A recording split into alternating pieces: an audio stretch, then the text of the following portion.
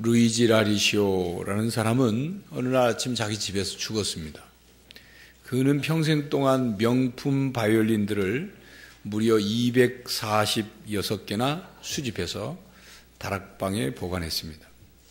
바이올린을 수집하는 데 평생을 바친 그가 그 바이올린을 보물처럼 간직하고 있었던, 다락방에 그 간직하고 있었던 동안은 세상은 그 아름다운 음악을 도적질 당한 것입니다.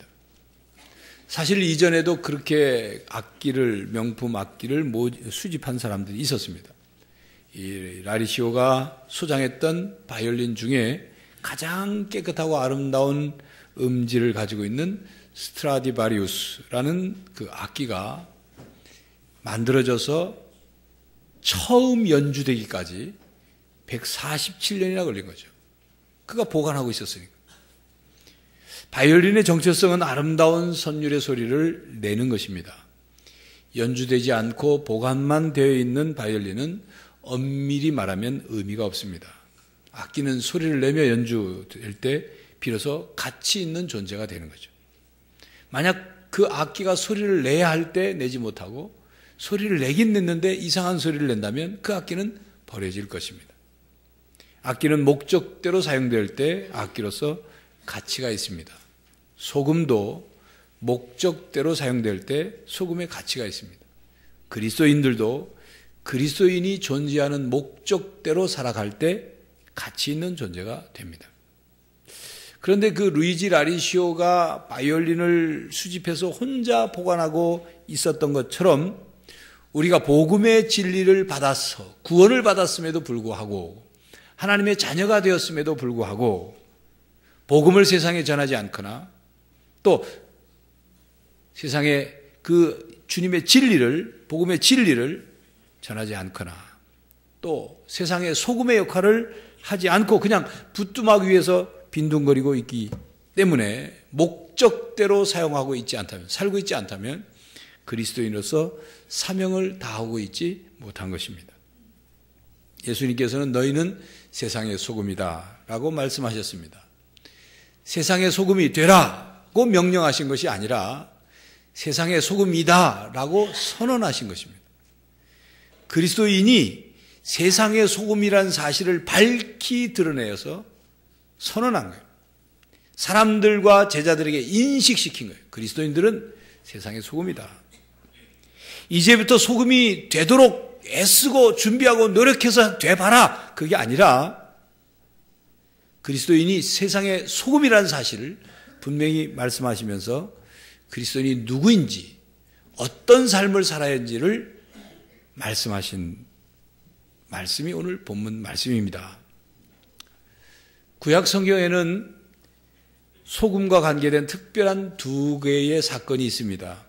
그 중에 하나는 창세기 19장에 롯의 아내가 소돔과 고모라 성의 그 심판이 임하기 전 천사들을 통해서 그 소식을 알게 되고 그 성에서 이제 심판을 피하기 위해서 도피하는 중에 뒤를 소돔과 고모라 성을 쳐다보느라 뒤를 돌아다보느라 소금 기둥이 되었죠. 지금도 그 사해 근처 가면 소금산이라는데 그 롯의 아내 소금 기둥에 그걸 볼 수가 있습니다. 그 소금 기둥이란 그저 버려지고 아무 가치도 용도도 사용할 수 없는 쓸모없는 버려진 소금 그 의미입니다. 또 하나 구약의 한 사건은 엘리사의 소금 사건입니다. 여리고 지방의 한 농촌에 농작물을 지으려고 해도 열매가 제대로 소출이 되지 않아요. 수질이 나빠서, 물이 나빠가지고. 여인들은 아이를 임신을 하면 자꾸 유산이 되는 거예요. 그래서 사람들이 이 땅에서 도대체 못 살겠다. 그리고 그 지역을 떠나게 되는 그 안타까운 소식을 들은 엘리사 선지자가 소금을 가지고 와서 물이 나오는 샘물 근원에다가 소금을 뿌립니다. 뿌렸더니 그 물이 변해서 더 이상 농작물이 소출이 이상하게 줄어들거나 아이를 유산하는 일이 없이 그 소금으로 인해서 그 마을이 살아나게 된 거죠. 여기서의 소금은 환경을 살리고 농민을 살리고 그리고 여인을 살리는 쓸모있는 소금으로 사건이 나옵니다. 너희는 세상의 소금이다 라는 이 말씀은 쓸모있는 소금이 되라 그런 뜻이죠. 아무 데도 쓸데없는 그런 버려진 소금이 아니라 쓸모있는 소금이 되라는 말씀입니다. 헬라어 원어 보면 우리말 성경 오늘 본문 말씀 보면 너희는 세상의 소금이다. 세상의 소금으로 우리말은 성경은 번역을 했는데 다른 영어 성경은 세상이라는 단어를 world라는 단어를 쓰지 않고 EARTH 지구 혹은 땅, 흙을 의미하는 단어로 썼습니다. 그래서 학자들 간에는 우리나라 성경이 잘못 번역한 거다. 잘못이라는 말은 틀렸다는 뜻이 아니라 원어에 더 충실하지 못했다. 그래서 문화적 포인트를 놓친 것이다.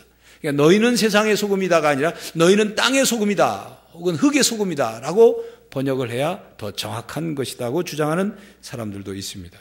왜냐하면 헬라어의 게라는 단어가 여기에 이 세상 혹은 흙 혹은 땅이라고 번역될 수 있는 단어 게라는 단어로 사용되어 있기 때문이죠. 조정칠 목사님이라는 분은 이 땅의 소금이라고 번역을 해야 맞다고 설명하면서 그 의미를 이렇게 소개를 합니다. 유대인들이 밭에 씨앗을 뿌리는 파종 장면을 보면 유대인 남자들이 씨앗을 뿌리고 지나가면 뒤에 소금자루를 들고 한 여인이 소금 한 줌씩 밭 고랑에 한 줌씩을 뒤따라가면서 뿌린다고 하죠. 그래서 곡식이 잘 자라도록 하는데 도움을 준다는 것입니다.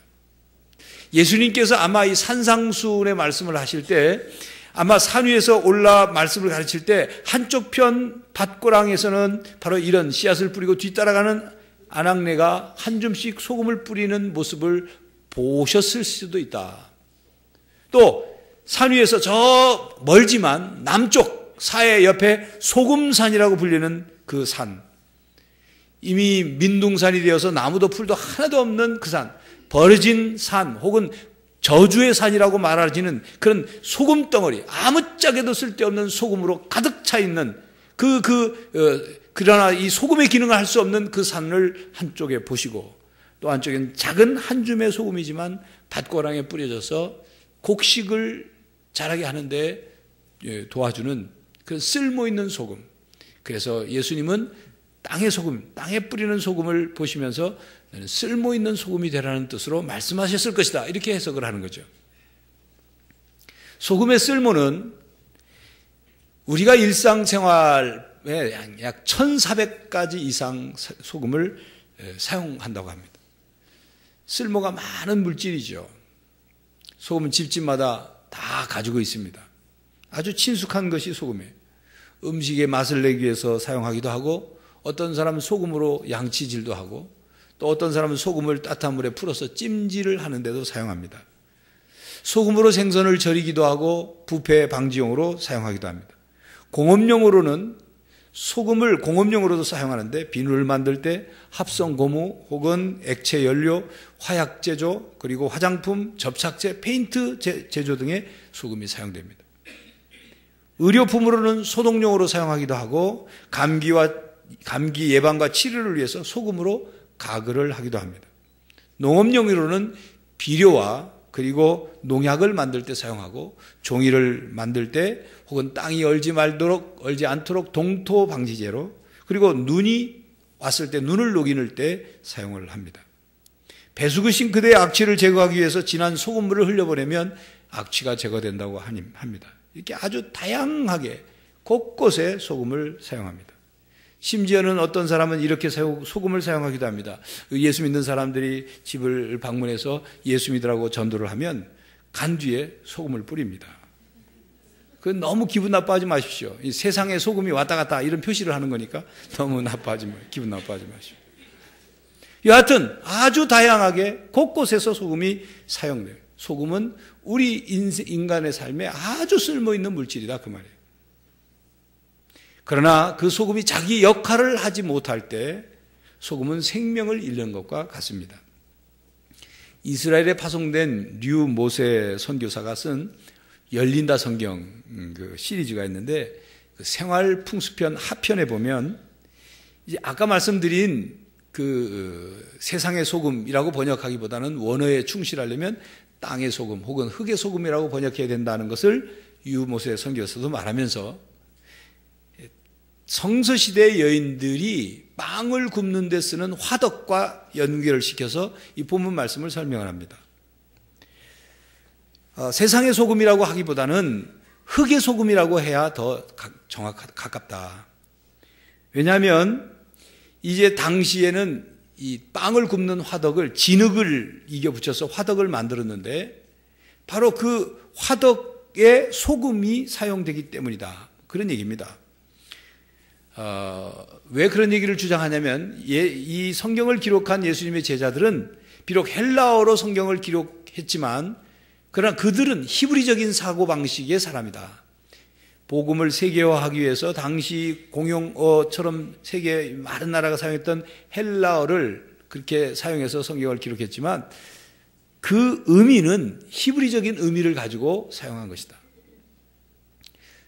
그 당시 히브리어나 아람어나 아랍어에서 게라는 단어, 세상 혹은 땅 혹은 흙이라고 번역될 수 있는 게라는 단어를 썼을 때 그것은 진흙 화덕을 의미하는 경우가 많았다. 그런 얘기입니다.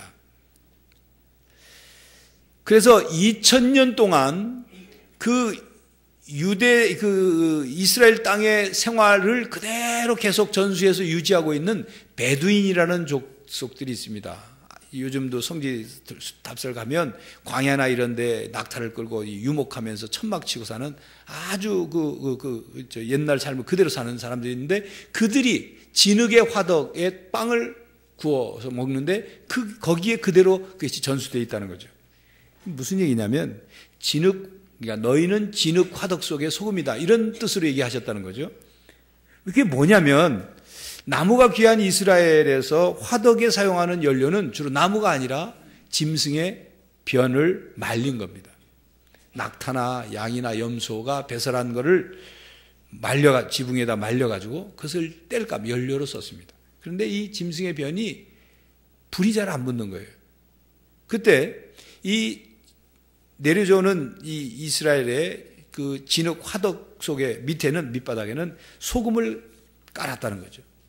여러분 우리가 연탄을 붙이려면 번개탄을 밑에 놓고 그 위에다 연탄을 놓고 번개탄에 불을 붙이듯이 이 짐승의 변에 불을 붙이려면 소금을 촉매제로 해서 불을 붙이면 잘 붙는다는 거죠.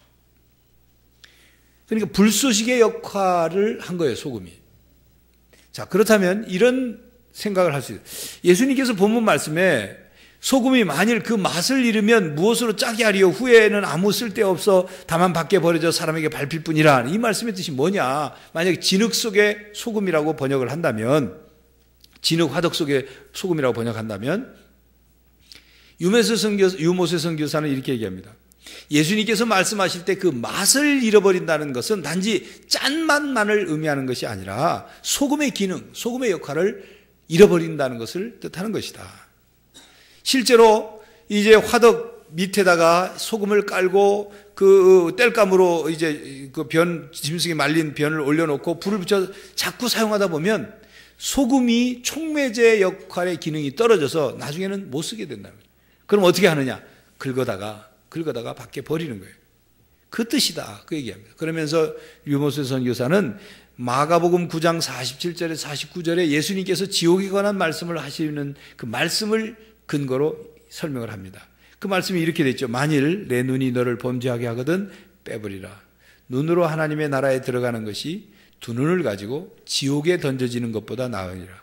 거기에는 구더기도 죽지 않고 불도 꺼지지 아니하느니라.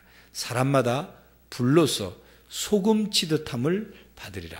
이 불로서 소금 치듯함을 받으리라. 이 소금이 불쏘시개 역할을 한다 그 말입니다. 그런데 어쨌든 조정칠 목사님의 해석이든 유모세 선교사의 해석이든 그동안 우리가 들어왔던 해석이든 오늘 본문 13절의 말씀은 예수님께서 그리스도인들에게 세상의 소금으로 혹은 땅의 흙의 소금으로 자기 역할을 해야 한다 그 말이에요. 쓸모있는 소금이 되어야 한다 그 말씀입니다. 음식의 맛을 내는 것이 소금의 역할의 전부라면 단지 음식의 맛을 내는 소금처럼 살라는 그런 뜻이겠죠. 그러나 예수님께서 말씀하신 세상의 소금, 땅의 소금의 의미는 입맛을 위해 존재하는 소금으로서의 역할만을 말씀하고 있지 않습니다. 왜냐하면 우리는 예수님의 말씀을 다르게 한번 표현해 봅시다. 만약 예수님이 이렇게 표현했다. 음식의 맛을 내는 사람으로 살아라. 그런 뜻으로 했다면 너희는 세상의 매운 고춧가루다. 너희는 세상의 후춧가루다. 이렇게 말씀해도 그것도 역시 맛을 내는 양념이니까 그럼 설명이 되죠. 그런데 예수님은 소금이라고 얘기하셨단 말이에요. 고춧가루, 후춧가루와 그리고 소금과는 분명히 같은 양념이지만 다릅니다. 고춧가루나 후춧가루는 사람의 기호에 따라서 넣을 수도 있고 넣지 않을 수도 있어요. 소금은 특별한 음식 외에는 다 넣어야 되는 거예요. 여러분 샐러드처럼 야채만 이렇게 해서 먹는 야채에다 드레싱을 부어가지고 하는 거는 소금이 안 들어갈 수 있어요. 생식을 한다든지 하면 소금 안 먹을 수 있어요. 그러나 모든 음식에는 간을 맞추기 위해서 소금이 들어갑니다. 많게 들어가느냐 적게 들어가느냐 차이는 있겠지만 다 들어가야 합니다. 그러니까 소금이 들어가는 것, 맛을 낸다는 것, 이 의미는 소금이 아주 기초적이고 중심적인 역할을 하는 것이다. 그런 뜻이에요. 소금은 무엇을 위하여 존재한다라고 지난주에 말씀을 드렸습니다. 소금은 자신을 위해서 존재하는 것이 아니라 어떤 대상을 위해서 존재한다고 말씀드렸습니다. 그런데 그 대상이 누구일까요? 무엇일까요? 소금이 음식 맛을 위해서 존재한다면 소금은 음식에 녹아서 맛을 내겠죠. 맛있는 음식이 돼야 합니다. 그렇다면 그 음식은 누가 먹는 것일까요? 누구를 위해 만들어진 걸까요? 그 음식을 먹는 사람을 위해서 만들어진 것입니다. 그러므로 결국 소금은 음식을 먹는 사람을 위해서 녹아진 것입니다. 예수님께서 말씀하신 세상의 소금이란 세상을 위하여 존재하는 소금을 말씀하신 것이 아닙니다. 소금이 존재하는 궁극적인 대상은 세상을 위해서 존재하는 것이 아니라 바로 예수 그리스도를 위해서 존재하는 것입니다. 세상의 소금으로서의 그리스도인은 세상을 위해서 존재하는 것이 아니라 예수 그리스도께 드려진 존재, 예수 그리스도를 위하여 존재하는 존재입니다. 세상을 구원하시기 위해서 오신 예수님과 함께 세상 속에서 세상을 구원하는 것이 바로 그리스도인의 역할이고 사명이고 소명입니다. 예수님은 세상을 요리하러 오신 것이 아니라 구원하러 오셨습니다. 오직 세상을 구원하는 것, 이것이 예수님이 이 세상에 오신 목적이에요. 그리고 우리를 부르신 목적이에요. 이 세상을 구원하기 위해서 성부 하나님이 성자 하나님을 아낌없이 내주신 것, 이 세상을 구원하시기 위한 거예요. 이 세상의 구원이 지속적으로 이루어질 수 있도록 성령 하나님이 이 땅에 강림하신 것입니다. 이 구원과 이 소금을 떼어서 생각할 수 없다 그 말이에요. 바로 세상의 소금은 세상을 위해 존재하는 것이 아니라 궁극적으로 하나님을 위해서, 예수님을 위해서 존재하는 거예요. 그러므로 우리가 조심해야 할 것은 우리가 세상의 소금으로, 땅의 소금으로 존재하는 것이 땅 속에, 세상 속에 녹아서 동화돼 가지고 흔적도 없이 자기의 고유한 소명을 잃어버린 그리스도인이 되거나 고유한 본질을 잃어버린 교회가 되어서는 안 된다 그 말입니다. 세상 속에 녹아지는 것이 소금이지만 세상이 어떤 방향으로 가든 어떤 그 모습이 되든 어떤 짓을 하든 그저 맛을 내주기 위해서 그저 녹는 소금이 아니라 그 말입니다. 여러분 소금이 어떻게 만들어졌는지를 생각해 보십시오. 바다에서 나와서 바다의 물기를 다 증발시키고 난 다음 남는 것이 소금이에요. 바다로부터 나온 것이 소금이다 그 말이에요. 소금이 바닷물에서부터 나온 것처럼 그리스도인들은 세상으로부터 나온 사람들입니다. 세상과 구별됐다 그 말이에요. 세상과 섞일 수 없는 거예요. 녹지만 섞일 수 없는 존재가 바로 그리스도인이고 제자들입니다. 세상의 소금으로서 그리스도인은 세상을 위해 있는 것이 아니고 예수님과 함께 살고 예수님과 함께 죽는 것이 목적입니다. 그래서 예수님의 생명, 예수님의 정신, 예수님의 복음, 예수님의 마음, 예수님의 진리를 우리가 잘 지켜야 되는 거예요. 그걸 세상에 빼앗기면 안 되는 거예요. 소금은 정직하고 유순해야 하여 거부 반응을 일으키지 않습니다. 어디에나 쓰려고 집어넣기만 하면 순순히 녹아주는 편한 물질이에요. 그렇다고 넣는 소금의 양이 그 양 전체가 다 그 들어가는 곳에 다 녹는 것은 아니에요. 여러분, 물에 최대로 녹을 수 있는 소금의 양은 물의 양의 39% 이상을 넘지 못합니다. 물의 온도에 따라서 조금씩 차이는 있지만 39% 이상이 되지 않아요. 물에 아무리 많은 소금을 갖다 넣는다고 해서 소금이 다 녹는 게 아니에요. 일정한 양이 녹고 나면 그 다음부터는 녹지 않습니다. 그러나 녹은 만큼은 효력을 발생합니다. 짠맛을 내죠. 소금이 녹는다는 것은 자기를 희생하는 것입니다. 소금은 맛을 내어도 소금을 드러내지 않아요. 단지 짜다, 싱겁다, 간이 맞다, 안 맞다 라고만 말하죠. 그러나 이것은 굉장히 중요한 것입니다. 아무리 갖은 양념을 다 넣고 온갖 기교를 부려서 요리를 해도 간이 맞지 않으면 실패한 요리예요. 소금이 내는 맛은 그만큼 중요합니다. 그렇지만 소금이 영광을 얻지 않습니다. 여러분, 김치를 담글 때도 고추장이나 된장을 담글 때도 소금이 다 들어가요. 그런데 된장, 고추장을 담가가지고 아주 맛있는 된장, 맛있는 고추장이 됐을 때 사람들은 소금 생각을 전혀 하지 않습니다. 아, 소금 때문에 이렇게 좋은 맛이 났다. 그런 얘기 하잖아요. 이런 김장김치를 담그고 나서 김장김치가 잘 익어가지고 맛있게 김장김치를 먹으면서 소금 칭찬을 안 해요. 왜냐하면 배추를 좋은 배추를 썼더니 뭐 갖은 양념을 넣었더니 이번 김장이 잘 됐다 이러죠. 소금 얘기를 하잖아요. 그런데 이 소금은 결정적인 역할을 하거든요. 소금이 덜 들어가거나 더 들어가면 아무리 갖은 양념을 넣어도 그 김장은 실패한 김장이 되는 것입니다. 소금은 녹아져서 맛을 냅니다. 자신을 드러내지 않고 노출시키지 않습니다. 고춧가루를 넣으면 빨간색이 나고, 그리고 깨를 적은 것이지만 그걸 부셔 넣으면 깨가 보여요. 생강을 넣든 마늘을 넣든 다 드러납니다. 그런데 소금은 그렇지 않아요. 자신이 녹아져서 모양이 보이지 않습니다. 소금이야말로 마태복음 6장 3절에 있는 말씀은 너희가 구제할 때 오른손이 하는 것을 왼손이 모르게 하라 하는 그 말씀이 생각나게 하는 것이 바로 소금이에요. 이렇게 소금은 아주 중요한 것이면서도 녹아져서 자신을 드러내지 않는 존재입니다. 소금의 역할은 맛을 내는 데 있어서 가장 중요하고 기초적이면서도 그저 묵묵히 자기를 녹여서 헌신하는 존재가 소금입니다. 자기 영광을 구하지 않아요. 그렇습니다. 예수님께서 그리스도인들에게 너희는 세상의 소금이라고 말씀하신 것은 자신을 녹이고 자신을 헌신하고 자신을 희생하고 자신을 없애고 죽여서 세상을 구원하신 바로 그 예수님의 삶처럼 그리스도인들도 그렇게 살라. 예수님처럼 살라. 예수님 정신이 담겨져 있는 말씀이 바로 세상의 소금입니다.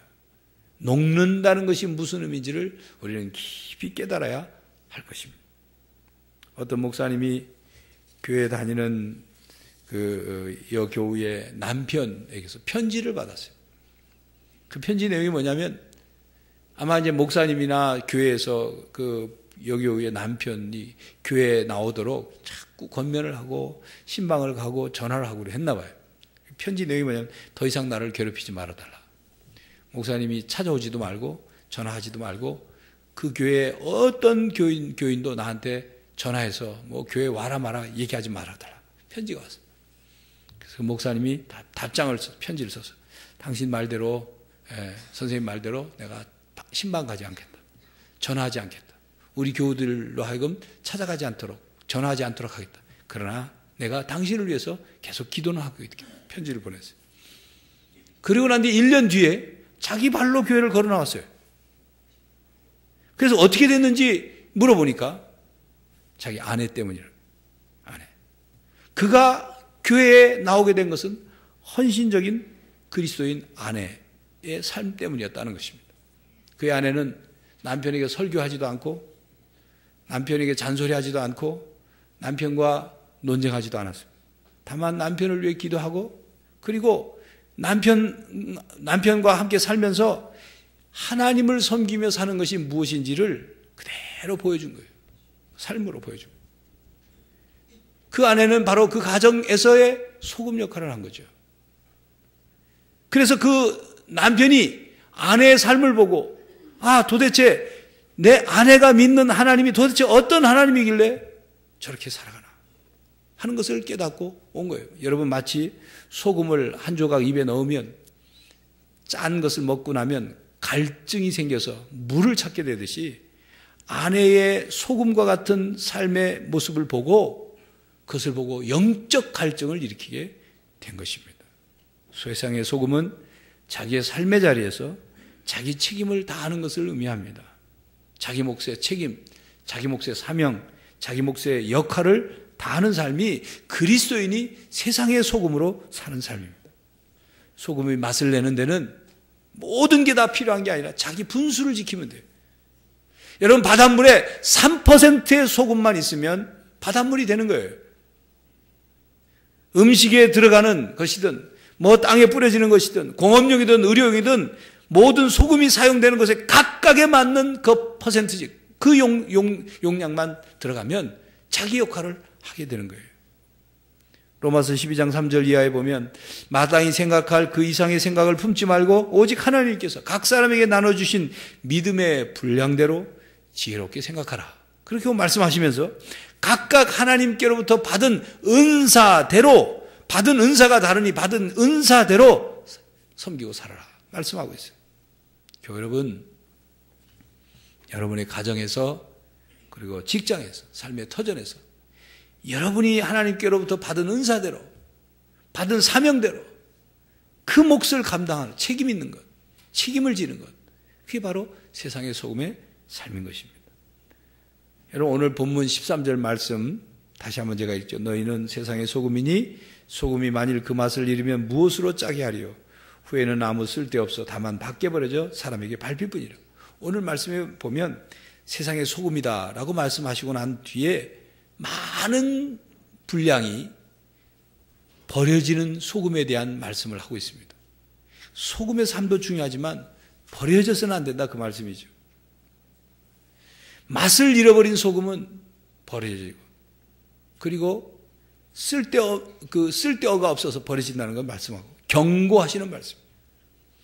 소금이 맛을 잃어버린 것은 본질과 생명을 잃어버린 것이고, 세상의 소금인 그리스도인이 맛을 잃어버리는 것은 바로 생명이신 예수님을 잃어버린 것과 같습니다. 소금이 맛을 잃어버리면 아무짝에도 쓸데가 없죠. 그리스도인이 예수님을 잃어버리면, 그리스도인이 예수님을 떠나면 역시 아무짝에도 쓸데없는 거예요. 예수님을 떠나서 행하는 모든 것은 열매를 맺을 수 없고 예수님과 상관없는 행위인 것입니다. 그래서 요한복음 15장 5절에 나는 포도나무여 너희는 가지라. 그가 내 안에 내가 그 안에 거하면 사람이 열매를 많이 맺나니 나를 떠나서는 너희가 아무것도 할 수 없습니다.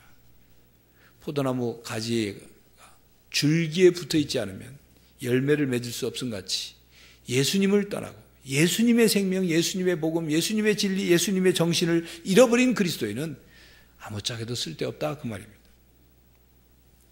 그런데 우리가 더 심각하게 생각할 것은 그 쓸데없는 소금이 밖에 버려지기만 하는 것이 아니라 사람들에게 짓밟힌다는 것입니다. 세례 요한은 좋은 열매를 맺지 않은 나무마다 찍혀 불에 던져진다 말씀했습니다.